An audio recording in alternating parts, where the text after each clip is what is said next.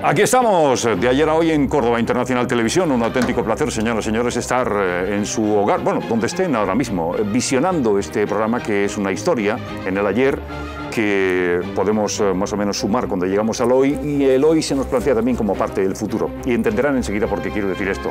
Hablamos de ayer, de hoy, de futuro, todo dentro del segundo segmento que veremos un poquito más tarde, para hablar de la Liga Árabe en el día de hoy. Tengo conmigo a un experto en el mundo árabe, periodista, Hussein El Guariachi. ¿Cómo estás, Hussein?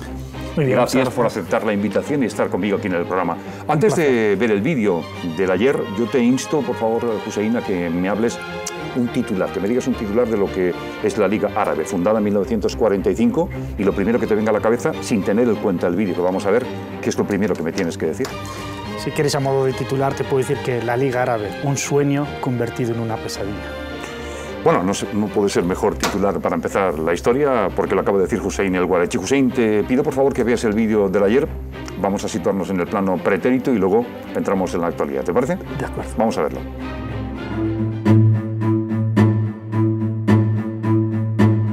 Durante la Segunda Guerra Mundial, El Cairo había sido el centro de control y coordinación de los británicos y los aliados para todas las operaciones e iniciativas relacionadas con Oriente Medio. Esto convirtió a Egipto en un punto clave para los contactos entre los estados y pueblos árabes de la zona.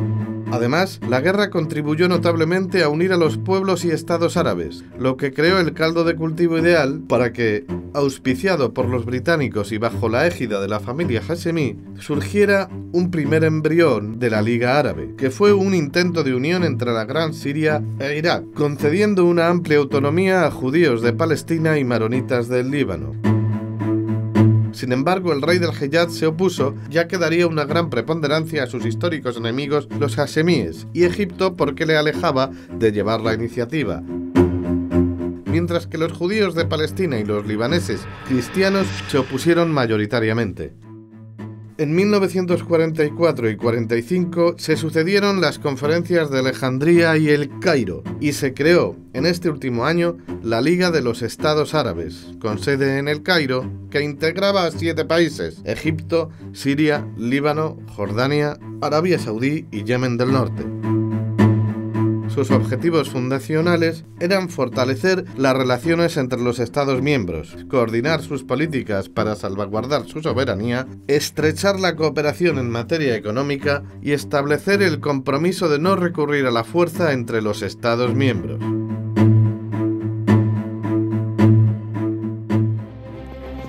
Lo primero que he dicho en el día de hoy, nacida la Liga Árabe en 1945, y situado algunos planos que quisiera preguntarle a Hussein El Guariachi antes de lanzarle la primera pregunta, si la Liga Árabe nace viciada por la influencia británica. Lo que quería, cuando partimos de la base de la fundación, servir el bien común, asegurar mejores condiciones, garantizar el futuro y cumplir expectativas de todos los países árabes. Bueno, una vez dada esta definición, nace viciada por la influencia británica, Hussein. Viciada sobre todo a nivel político, ¿no? Porque el sueño de la nación árabe es un sueño de hace mucho tiempo, sobre todo desde el siglo XIX, pues desde que se empezó a hablar del Imperio Otomano como la nación enferma, que es una denominación además desde Occidente, y también el auge de los nacionalismos, sobre todo en Europa, pues también digamos que los árabes empezaron a tener cierta conciencia de que son una nación aparte de lo que es el Imperio Otomano. Sabemos muy bien que los británicos, en primer lugar, conocían muy bien esta realidad, aprovecharon estas, digamos, ansias de libertad, de independencia, porque, digamos, los árabes había ya diferentes liderazgos que querían emanciparse de la tutela otomana, aprovecharon estas ansias y, de hecho, los árabes, con a la cabeza estaba el Sharif el-Husseini, que es uno de los dirigentes del mundo árabe, sobre todo oriundo de la Meca, que ahora la dinastía hashemita de Jordania, por ejemplo, pues, y también la ex dinastía que gobernaba en Irak, pues es la misma familia, digamos, se unió a los británicos en la Primera Guerra Mundial y apoyaron a los británicos contra los otomanos, llegando a conquistar incluso, a arrebatarles Palestina a los otomanos, y luego los británicos les recompensaron pues prometiendo Palestina para el sionismo, ¿no? Para la ocupación sionista. Pero las ansias siguieron, a pesar de esta traición, y sobre todo con la llegada de la Segunda Guerra Mundial, las potencias, sobre todo con el Reino Unido, Gran Bretaña y Francia a la cabeza, pues otra vez prometieron a los países árabes, a cambio de un apoyo contra los nazis, pues que después de la guerra les prometieron que iban a llevar a cabo su independencia, que les iban a dejar libres, lo cual, de hecho, estos pueblos participaron de forma masiva. Intuyo que no era así lo que iba a ocurrir. Claro que no, porque una vez que llegaba el fin de la Segunda Guerra Mundial se vio que ya Francia y Gran Bretaña empezaban a tener reticencias y a no cumplir sus promesas, lo que apresuró a los líderes egipcios, pero también de los países que consiguieron justo la independencia en el 45, a reunirse de forma rápida y declarar la Liga Árabe con unos objetivos, con unas expectativas, pero que por desgracia, digamos, después no se vio que el desarrollo fuera en ese sentido. No sé, Hussein el-Wariachi, si es el mejor ejemplo del mundo, la Unión Europea, pero parece ser que, teniendo en cuenta la Unión Europea como un núcleo del que parten muchas cosas, como una célula que va siendo grande, la lucha de influencias es lo que hace que eso no se produzca, que no se cree algo estructuralmente potente. Sin duda, pero vamos a ver. Yo quiero ser más que tú, sí, yo quiero estar por encima de ti. Sí, pero vamos a ver ahora, porque lo de la Liga Árabe es anterior a la Unión Europea, es decir, temporalmente es anterior. Pero, digamos, en el caso del fracaso de la Liga Árabe o de la unión de los pueblos árabes en una misma nación, es un fracaso más rotundo porque estamos hablando del mismo pueblo. Es decir, en Europa, lo que hace del proyecto europeo un verdadero proyecto ilusionador y que realmente es algo casi fuera de la historia, que es algo muy meritorio, es que estén juntos y unidos países que históricamente han sido enemigos. Vamos, que no tienen nada que ver. Exacto, diferentes idiomas, diferentes concepciones formas de pensar, de idiomas, incluso religiosas, etcétera. Ha habido guerras históricas, etcétera, y aún así, digamos, han decidido estar juntos, y salvo el Brexit, digamos, que ojalá no lo siga ningún país, pero de momento, digamos, la Unión Europea está dando ejemplo de que, bueno, juntos, con voluntad y cediendo cada uno de su parte y poniendo todos lo que pueden de su parte, pues se puede conseguir una unión política como es la Unión Europea, una unión de prosperidad, de paz, etc. Pero es que los árabes lo tienen absolutamente todo para estar unidos. Idioma, unión geográfica, religión, concepción de la vida. Lo tienen todo, sin embargo, no logran poner en la misma línea los diferentes intereses de las diferentes... Me lo estás poniendo prácticamente en la mesa. ¿Y entonces por qué? Si lo tienes todo, ¿qué falla? Pues aquí hubo algunos intentos de unión real entre países, como fue entre Egipto y Siria en la era de Nasser, o entre un intento también entre Siria e Irak. Fracasaron sobre todo porque los países árabes, tras la independencia, no hubo una independencia real, es decir, nunca han tenido su destino en sus propias manos. Siempre han estado ligados estos países a los intereses de las ex metrópolis. Es decir, Londres seguía ejerciendo mucho peso sobre sus ex colonias, Francia también sobre las suyas. No olvidemos que también la independencia tiene lugar en un escenario internacional de dos bloques, la Unión Soviética por una parte y Estados Unidos y Europa Occidental por otra. Por lo tanto, era muy difícil para países débiles, sin la fuerza económica ni militar necesaria para poder desarrollar su propia independencia, además de unos liderazgos muy débiles o muy escasos, nada ideales, han hecho que sea imposible. Se conseguía la independencia y se tenía que unir o a la órbita soviética, lo que significaba que Estados Unidos iba a ponerlo todo para impedirlo, o se ponía en la órbita capitalista, y la Unión Soviética y sus partidos, digamos, partidos comunistas, iban a poner también dificultades para que esos países no se desarrollen. Por lo tanto, había muchas circunstancias que impedían y que siguen impidiendo que los países árabes tengan su destino en sus manos. Entonces, Hussein, podemos decir que debido a esa división de bloques propiciada por la Guerra Fría, eso no beneficia en nada, ¿no? Sí, de hecho, seguimos sufriendo hasta hoy día entendía las consecuencias de la Guerra Fría. Fue fría. Mira que han pasado años, ¿eh? Desde luego, y décadas.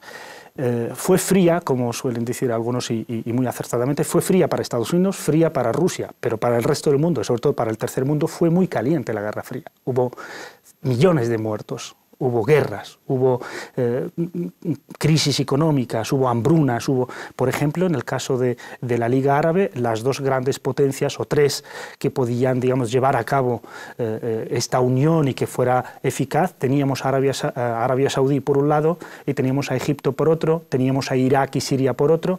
Entonces, en el ejemplo de Arabia Saudí con Egipto, pues Egipto optó por el nacionalismo soviético, nacionalismo de corte soviética, con unas relaciones muy buenas con la Unión Soviética, lo que se entendió desde la esfera saudí como un ataque a la identidad musulmana, lo que hizo que la reacción fuera ideológica y religiosa.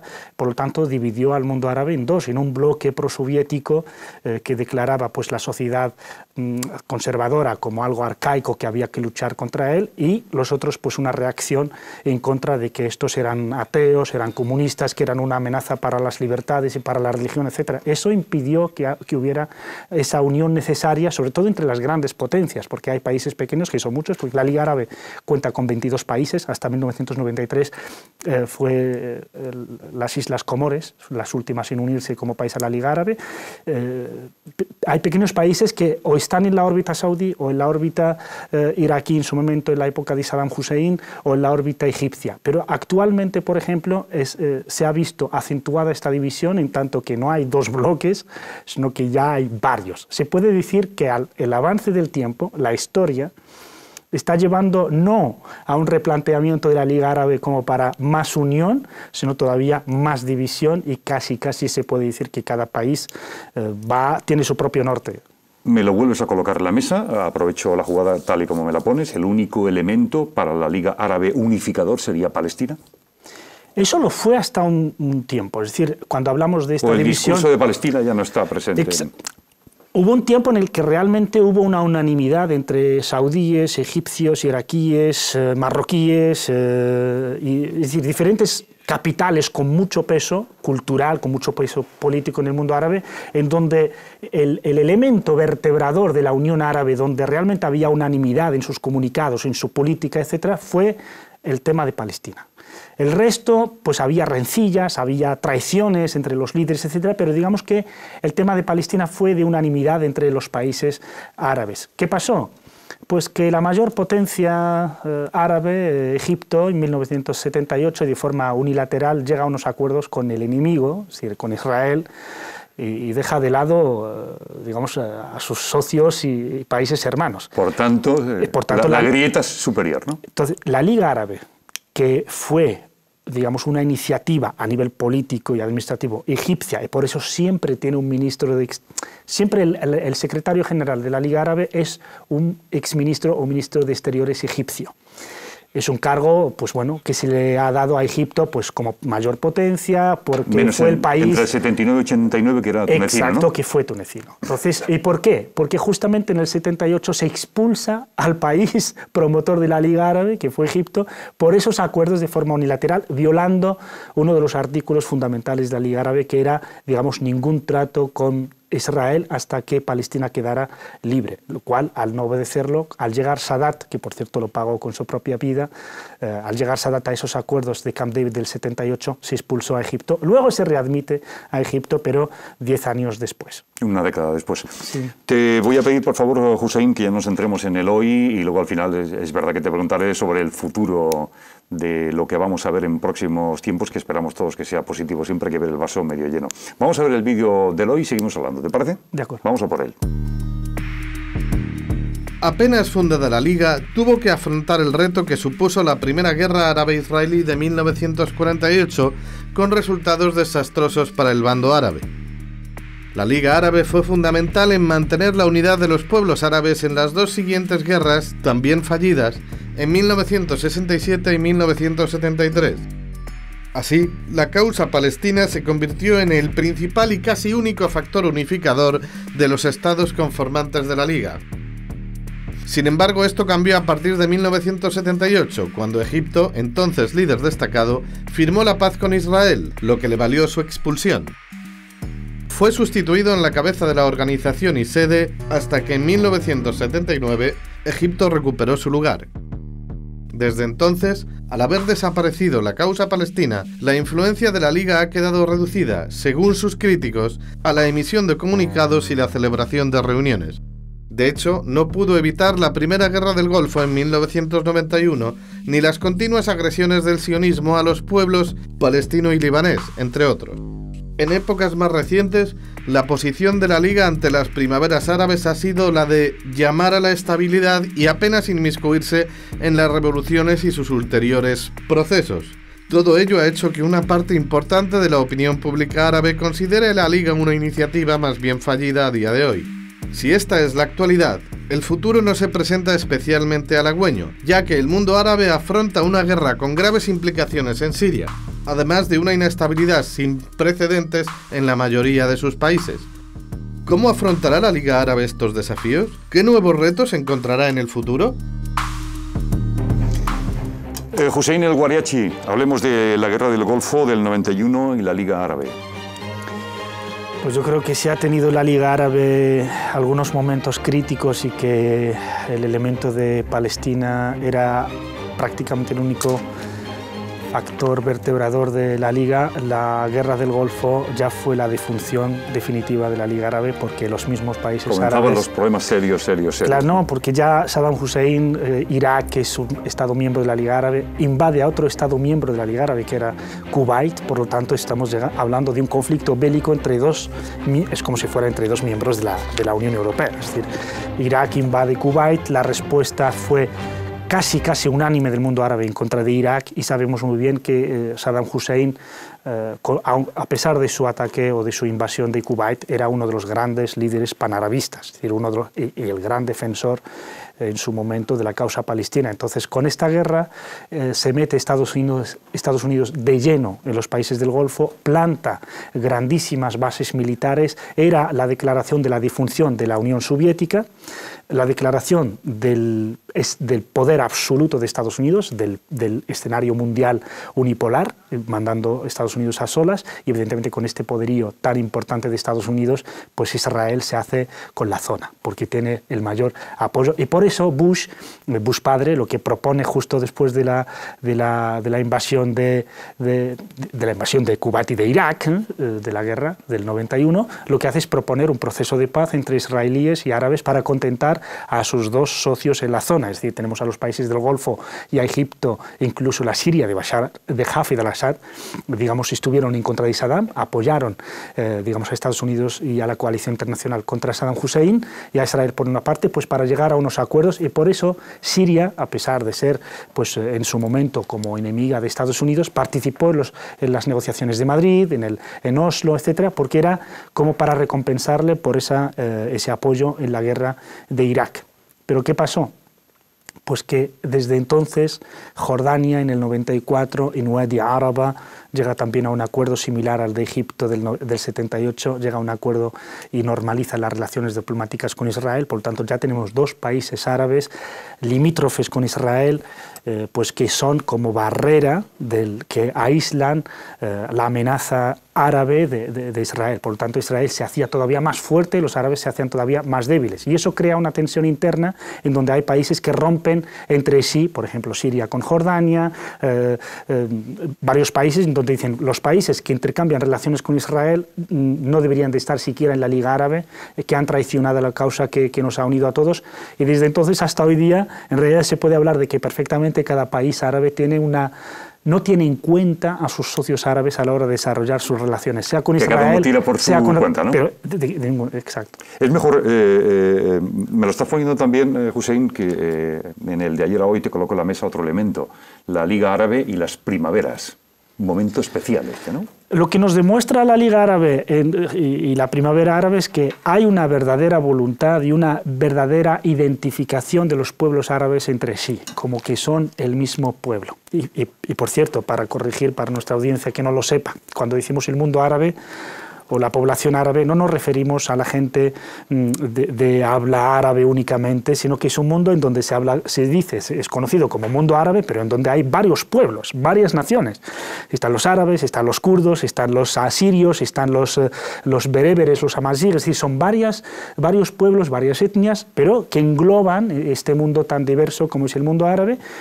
Pues las primaveras, la primavera árabe, o lo que se ha conocido como primavera árabe, demuestra que estos pueblos realmente se sienten pertenecientes a una misma nación y a una misma comunidad y a un mismo pueblo, teniendo cada pueblo de cada país sus particularidades, como siempre ha sido. Sin embargo, nos ha demostrado que también, por otro lado, que los regímenes árabes, si están de acuerdo en algo, que no lo están en nada, absolutamente nada, pero si están de acuerdo en alguna cosa, y es apoyarse mutuamente para mantenerse en el poder. Es decir, las dictaduras, los regímenes, sean monarquías, sean dictaduras, entre comillas, republicanas, están de acuerdo en que si uno pasa aprietos, el resto le tiene que apoyar para impedir la democratización de los pueblos árabes. ¿Tú, Hussein, eres árabe o amazigh? Yo soy amazigh, me siento árabe, me siento amazigh, me siento español, me siento de todo, pero lo que es de nacimiento soy de cultura amazigh, sí. ¿Y eso tiene un elemento diferenciador? Bueno, yo es que no lo conozco Sí, no, el elemento es que bueno, tenemos un idioma que es milenario, tenemos unas tradiciones, una forma de ser, de hablar diferente, pero que el árabe también forma parte de nuestra identidad, al igual que el amazigh forma parte de la identidad árabe. Y te deja un poco en la primavera árabe, estabas acabando casi, ¿no? Sí, lo que estoy diciendo es que la primavera árabe justamente lo que nos dice, viene a decir, justamente empieza en Túnez, que es un país pequeño, casi marginal se puede decir, pues no es un país líder, es pequeñito en el mundo árabe. Sin embargo, la mecha se enciende en Túnez, pero se enciende todo el mundo árabe. Irradia para todas partes, ¿no? Desde Marrakech hasta Riad y Jeddah en Arabia Saudí, hasta Damasco, hasta incluso hubo primavera árabe en Palestina ocupada, para que veamos que realmente se trata de un mismo pueblo que sufre las mismas políticas, que sufre la misma injusticia, la misma opresión, y que en este caso los pueblos árabes sufren una opresión doble, ¿no? La opresión interna de cada país por parte de sus propios regímenes, pero también una opresión internacional en forma de ese capitalismo neoliberal que manda a estos regímenes que son sus lacayos, que aplican sus políticas. En España, por ejemplo, sufrimos lo que se llaman las políticas de reestructuración o de reformas estructurales, pues a partir de la crisis. Pues en estos países se llevan desarrollando desde principios de los años 80. Imaginemos 3 décadas o 4 de políticas. Muchísimo tiempo. Muchísimo. Y por eso genera situaciones tan catastróficas y que lleva a algunos de sus hijos a los brazos de la violencia del terrorismo.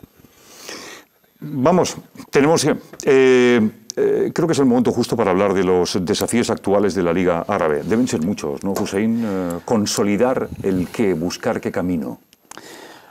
Bueno, personalmente yo creo que la Liga Árabe es un zombie.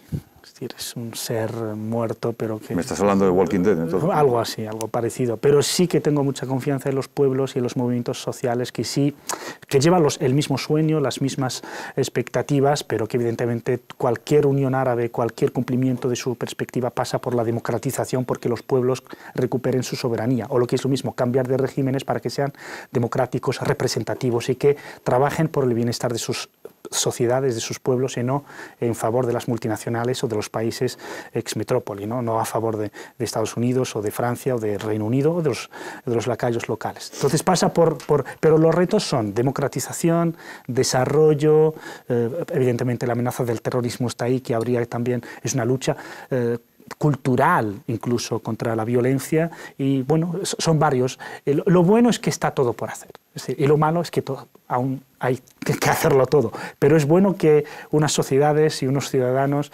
tengan la esperanza y tengan las ganas de que pueden luchar y que pueden lograr mucho desde la base. Ya tenemos que acabar, Hussein Guarechi. Te doy las gracias por estar aquí hablando conmigo hoy en De Ayer a Hoy, que es un programa que sé que te gusta. Además, me ha encantado que estés conmigo. Igual que te pedí un titular cuando esto empezaba, te pido un titular en el final. Tú que eres un tío positivo, o es lo que yo más o menos he captado de ti. Hablemos de la Liga Árabe cara al futuro. Dame un titular para sumar y no restar. Muy complicado, pero bueno, yo sí que tengo la esperanza. Y si no es un titular, un poquito más largo. Ese lema de libertad, justicia social, dignidad, desarrollo, creo que es perfectamente el titular del presente y sobre todo del futuro. Yo creo que la juventud árabe sí logrará vencer y conseguir esa unión. Creo que no solo va a ser una unión árabe, sino que puede ser una unión todavía más amplia y que podría llegar realmente a conectar los pueblos de una orilla y otra, y podríamos vivir en otra, quizá, por cierto, quizá llegue en ese momento en donde los estados sean lo menos importante.